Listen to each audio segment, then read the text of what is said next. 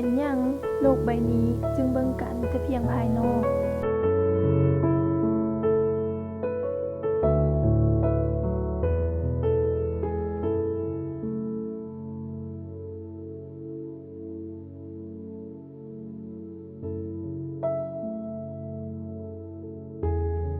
ค่อยเป็นคนขี้ร้ายเป็นเด็กมีปัญหาในครอบครัว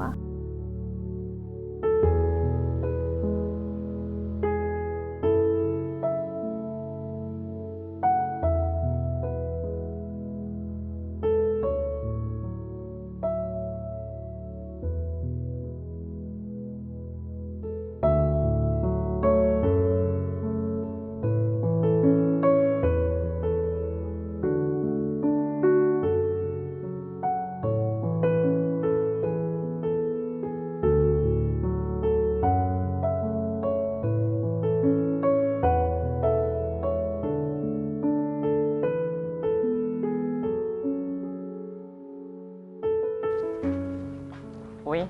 รังแคนั่นใดอย่างสกปรกอะเฮาว่ะเป็นอย่างอันนี้เมื่ออายบ้านอายเมืองว่ะเรียนหนังสือว่ะโอ้ยเรียนหนังสือไหมไปแล้วไหมชินภายนี้นะไปไหมลูกแล้วไหมคือคนอื่นดูถูกไปโดด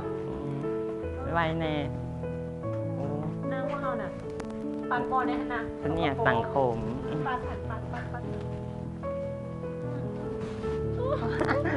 เสนียสังคมสูงตาแฮเอาว่าปาร์ตี้แล้วบอกขนาด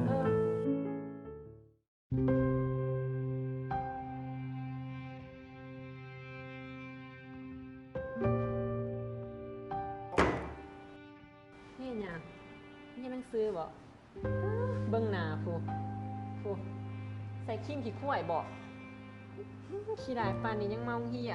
มุ้ยแพ้เอาหรอกแบบนี้ค่ะมูกับบ่มีมีผีบ่มีมูเป็ดหน้าผมมาต้องมาเฮียนแล้วคนขี้ได้คนได้สิเอาโนไปออกโรงเรียนโดด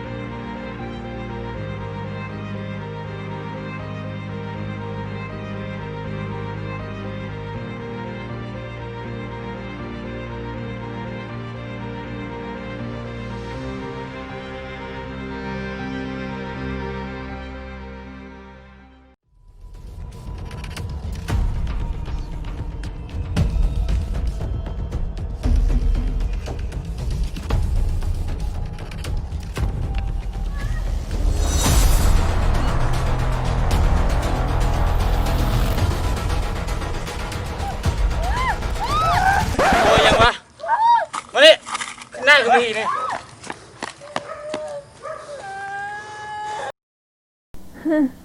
บ่ฮู้สิดีใจหรือเสียใจดีมีผีบ่มีมูเป็ดหน้าผมมาต้องมาเฮียนแล้วโน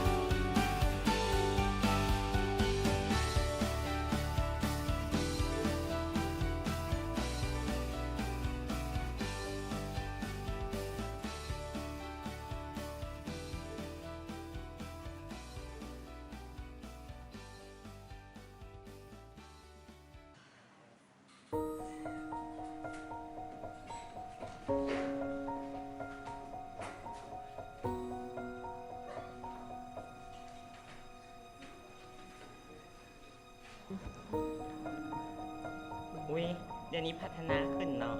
ถึงจะพัฒนาสักไหนแต่ก็ยังบ่มีพ่อเก่า อุ้ยเมนความมึง อุ้ยจะสู้หัวดังเลยไม่ได้มันได้ยินนะ เมน สุนัขตั้งหอยสุนัข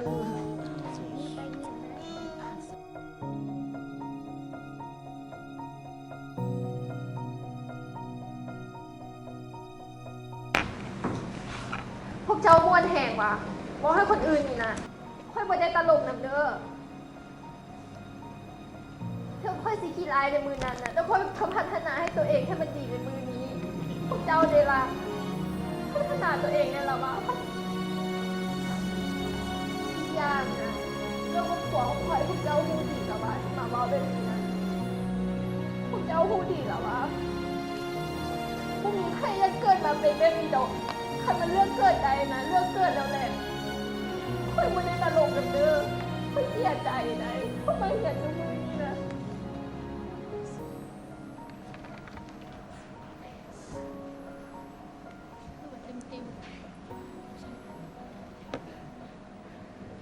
กูแดงไปอยู่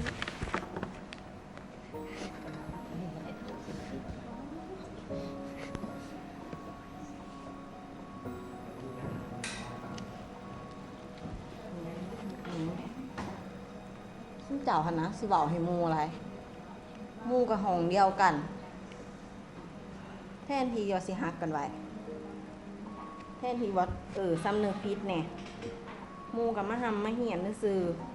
ๆแทนที่สิตั้งใจเหียยังบ่มาขอโทษหมู่อีกเฮ็ดผิดแล้วก็มาขอโทษหมู่แต่ว่า ไปแล้วแม่ขอโทษแล้วแม่สิเว้าอีหยังหัน